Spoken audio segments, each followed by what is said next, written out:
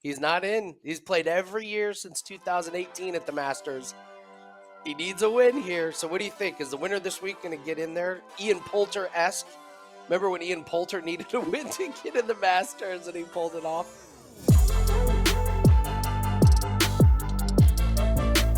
Steven Yeager takes home the trophy for last week's win, and we are 1 week away from the Masters in a big tournament where we've got some motivated guys trying to get into the Masters. We've got some big names tuning up before the Masters.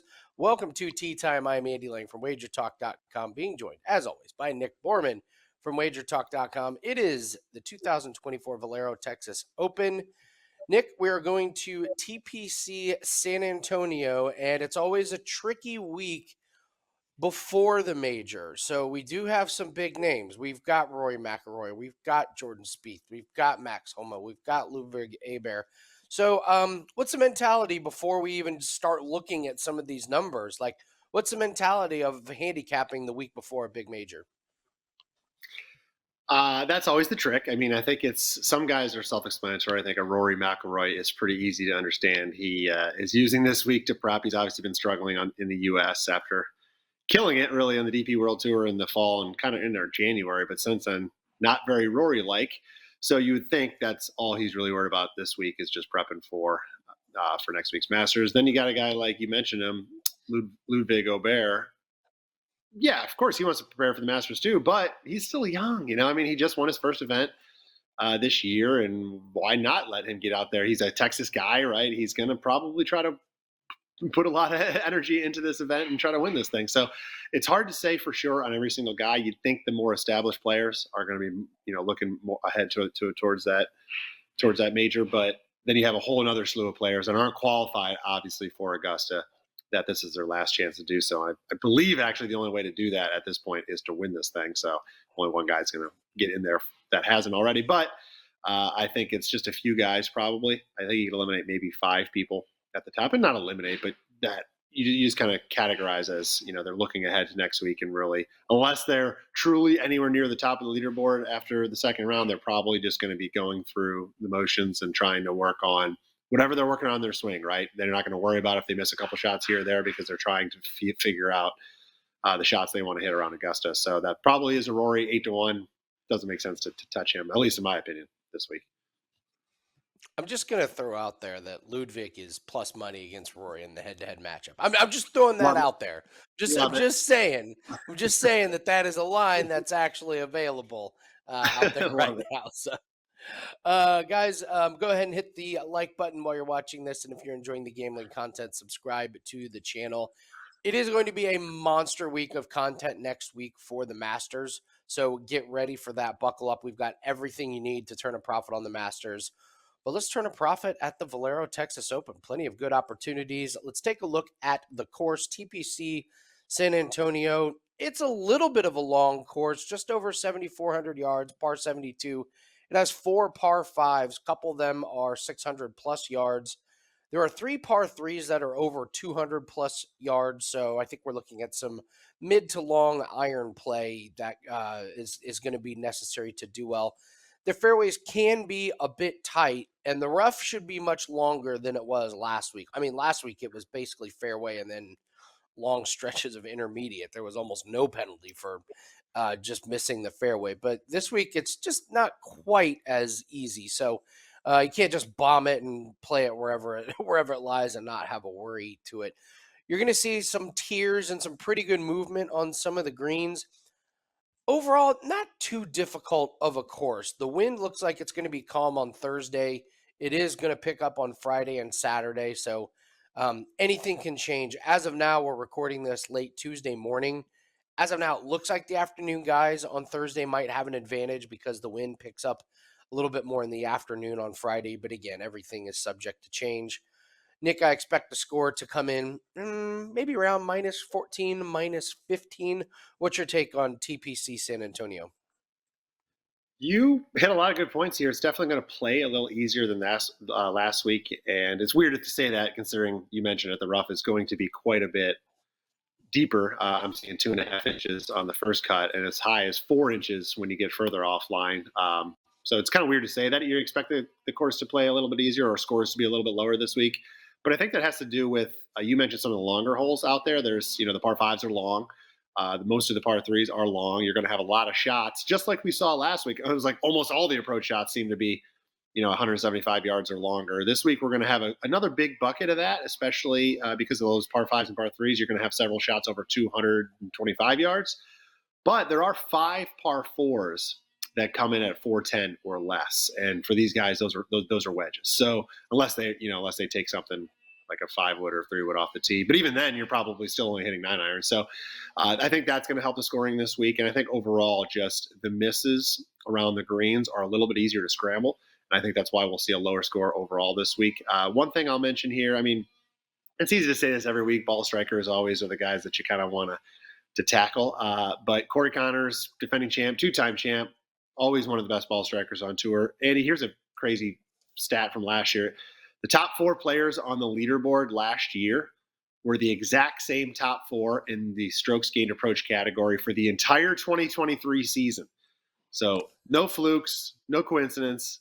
Iron play is very important around here if you want to be near the top of the leaderboard. And I'll add one last thing, and that's for guys like myself that maybe you take a couple outright bets early in the week, and maybe it's a bad first couple days, right? And you're kind of like, all right, well, my guy's got no chance. If you're looking to bet live outrights at any given point, the winner here has finished or has been no further back than 5th place after the second round. So keep that in mind as you're heading into maybe Saturday after the cut's made. If you're looking to bet live, you kind of have to stay in those top 5 guys, which probably means the odds aren't going to be very long either. But just throwing that out there in case. And you already hit it on the head with the weather. Wind going to be a factor Friday, Saturday. The exact timing on Friday, a little bit up in the air. I agree with you. More than likely, it would help the Friday morning guy, which is also the Thursday afternoon guy. So we'll see as we get later into the week. But other than that, little bit of chance of rain on Sunday doesn't seem to be too much of an issue, but the winds will subside for Sunday as well. So going to be a fun tournament, even though it's kind of a look ahead week, but I'm still going to have fun watching it, and hopefully we'll have at least some good fireworks towards the end. Last week, even though it wasn't a star-studded field, it had a really good finish, I thought. And believe it or not, Andy, I'll talk about this in a second. Steven Yeager was in the top 10 strokes gained. We got another one. There you go. Yeah, it was a good week. It was a good week for the strokes gained. A lot of the big name guys got in there. Let's talk about the strokes gained. We do this chart every week, and we're starting to see these winners finally pop up coming off of this chart. So, Nick, walk us through strokes gained 12 months, 6 months, and 3 months. Yeah, this list is basically the snapshot of guys playing well over a 12-month period. That's how they're sorted anyway. And then you can see the changes over shorter periods of time, like 6 months and 3 months. Hopefully you're seeing something in a consistent level or maybe even trending upwards. You kind of don't want to see things like Tommy Fleetwood, for example, 3rd in the last 12 months, but you can see in the last 6 and the last 3 months, he has fallen off quite a bit. He's actually the lowest on this graphic. But yeah, Steven Yeager was either 7th or 8th now, I forget, on this list last week. So really not a surprise for those that do follow golf, even though it's not a name you may or may not have heard of, but he has been playing pretty steady. So that win was going to come eventually. But this week, there's no surprises. This list usually, I don't want to say mirrors, but it's very, very close to mirroring the odds board. You're going to see all the big names on here. You're just looking to see who else could you sprinkle in on this week. And that's kind of where the notable section comes in, Andy. It's guys that maybe aren't quite in that top 10 or aren't quite the biggest names, although Matsuyama is on there.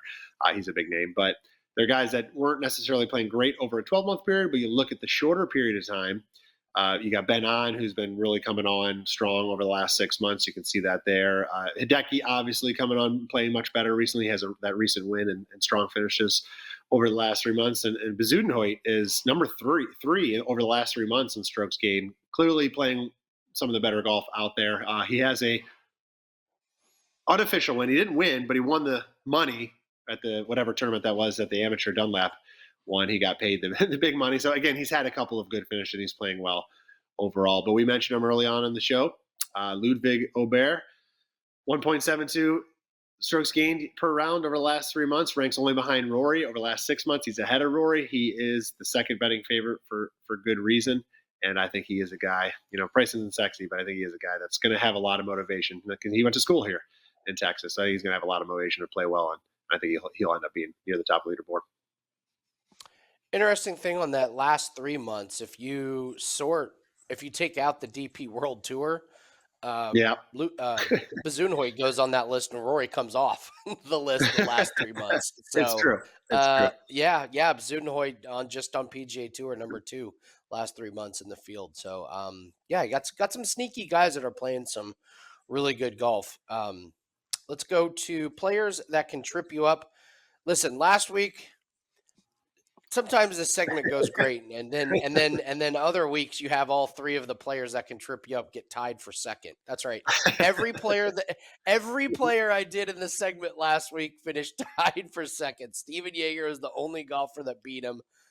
Last week's field was tough. There was only a few big names, so the suspects were a little bit limited. So let's see if we can talk about some guys that I think people are going to play, and I think they're going to trip some people up. I am going to go with Rory McIlroy. I don't know how many people are going to play him this week, Nick, but you got to mention him. The books put him as the betting favorite. Wow, that I think he comes up well short of expectations. I guess if I'm the books, I'm not really sure what to do with Rory, but I know I'm not putting him as a betting favorite. Like you said, there's no doubt this is a practice week for him. Winning, probably not even remotely close to being on the radar. I mean, let's be honest, of all the controversy with him and all the other golfers, he's going to be gearing up for it, the Masters. Um, He's played here one time in the last 10 years and he missed the cut. And I went back and looked, and Nick, he traditionally does not play the week before the Masters. This is a little bit different for him. That's a big sign for me that he's got some things that he's going out there to work on. So hasn't finished better than 19th on the PGA Tour this season. So I cannot invest in him this week. Rory McIlroy, guy that can trip you up. I'll go with Colin Morikawa. Again, I'm not sure if people are betting on Morikawa, but it's just a reminder of what a disappointment this guy's season has been. He's yet to finish better than 14th. His putting has always been an issue. It's an issue this year. He's minus 0.16 the last 3 months. His driving distance is below average. That could be a little bit of a problem on this course that's a little bit longer. He's never played here. And this has got to be another guy that's teeing it up to see if he can find something in his game. I'm not betting money on it, but Colin Morikawa playing this week is a little bit strange. That to me says I got to get out there and work on something. So, and then finally, I got to mention Corey Connors. Why? Because everyone, Nick, is going to put Corey Connors in their DFS lineup, and I'm just here to tell you, you're not special. You're not the only one that realizes that Corey Connors has won here twice and plays really, really good here. And I think it's setting up for a really, really big letdown. So, okay, so he's won here twice, never missed the cut here, and he's made every cut this year as well. But he's priced as a top 7 guy. He has not finished inside the top 12 this season. And outside of the 2 wins that he has here, he's finished 35th, 14th, and 26th. He's minus 0.35 strokes gained putting this year. I just think this is going to be a landslide of people putting Corey Connors in lineups, betting on him on head-to-heads. And I'm just here to warn you that Corey Connors has been known to let down a lot of people when there's a lot of people betting on him. So I think he's quite overvalued. I know he's made every cut this year, but again, hasn't cracked the top 10, and he's priced as a top 7 guy. So going back to back in years is very, very hard to do, and I think he comes up short. So Rory McIlroy, Colin Morikawa, and Corey Connors are 3 players that I think can trip you up. Guys, if you could leave us a comment, tell us who your best bets are this week. Let us know what you're looking forward to for next week. Should be a great week. Love the comment section. You guys have been doing great with that. So a lot of really good sneaky plays this week. Wondering who you guys are on. So just leave it in the comment section below. And Nick, let's talk about an outright winner. Who do you have circled for this week? First of all, you sound like my mother. You are not special. Picking Corey Connors this week. You're not special if you're like, oh, I like Corey Connors. Nope, you're not special. Thanks, Mom. Appreciate it. I'm looking at this week, Andy. This has a lot to do with the price. And Brian Harman, obviously Open champion, very close to winning the Players as well. Shows up in a lot of the big events, and you can make the argument, and I would listen to it, that this is really another prep week for him. He wants a major. He just won one. The Masters would be obviously a great place for him to contend and play well, and all true. However, 35-1 on a guy that's a top 10 in the world right now, and you just listed 3 guys in the players that can trip you up segment that I value less. I agree with you on all of them. I value less than him this week. All 3 of those guys are priced significantly lower as far as their odds go. So I think it's just a kind of called a slap in the face, if you will, to Brian Harman getting 35-1 on the number. I mean, you could look at other guys. You got Alex Noren, Ben An, Harris English. I mean, those guys are all at the same or lower odds this week. So just principle alone, it's very hard for me to pass up this number on a proven major winner and a guy that has been contending. He's not as consistent, obviously, as like a Scotty Scheffler or something like that, where he's going to be in the top 10 every single week. But I don't know. It's very hard to ignore that. He's coming off a miscut 2 weeks ago at the Valspar, but that was after a very grueling finish at that he had that runner up at the Player, so a lot of energy expelled there, and he had played pretty well the week before, finishing tied for 12th at the Arnold Palmer Invitational, so maybe a little bit gassed, but he's taking a little time off now. He may struggle a little bit with his lack of distance this week because this course does favor those that do hit a little further, but his accuracy is definitely going to help him avoid many mistakes. His short game is always on point. If he rolls the putter, as well as we've seen him be able to do, he should contend. Finally, he hasn't played here since 2019, but he does have 3 finishes inside the top 22 in 6 starts. And again, that was, pre major champion Brian Harman, who seems to just be at another level. Obviously, he's never been top 10 golfer in the world before, so it's hard to even look at those results. But good news is he's got 6 starts under his belt here. He's familiar enough with the course.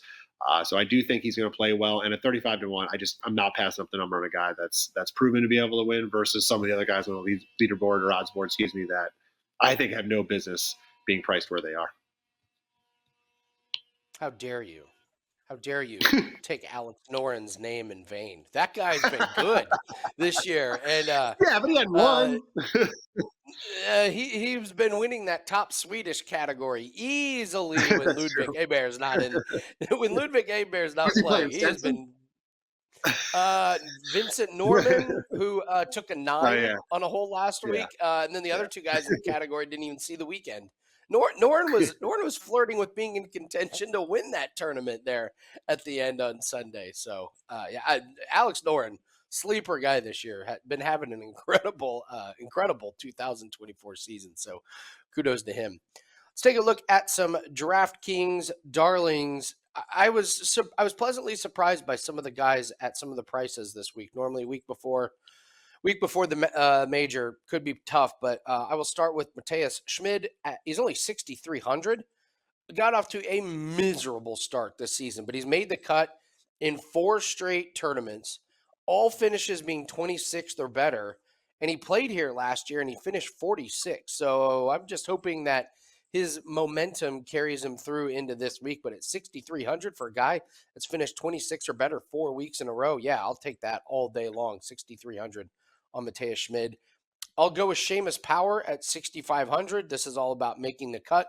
He's made the cut in 8 out of 9 tournaments and 6 straight. Absolutely worth the spot in your lineup. He played here. He's not great at any one part of the game, but he's also not terrible at any one part. So he's just kind of middle of the road, sneaks into the cut, gets us some weekend points, and that's kind of what I'm looking for from a $6,500 golfer in Seamus Power. And then Maverick McNeely will jump up to 7,400. He has made the cut in 8 of 9 tournaments as well. And he actually offers us a little bit of upside. He has 3 top 15 finishes in the last 5 tournaments. He played here 2 years ago and finished 35th. I feel like he's underpriced. I feel confident he's going to make the weekend. And if that putter gets going for McNeely, he can get you a top 20 finish. That's what we're banking on there. So I've got a free digital download article up on my page at WagerTalk.com. It's free. Just click on the download link, and it's got the full lineup for my DraftKings lineups this week. It's also got write-ups. It's got the players that can trip you up.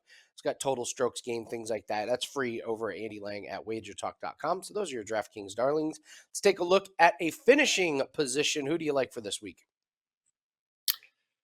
I haven't bet this guy in a while. I tend to say that pretty often on the show when I'm trying to look for these top 20 guys.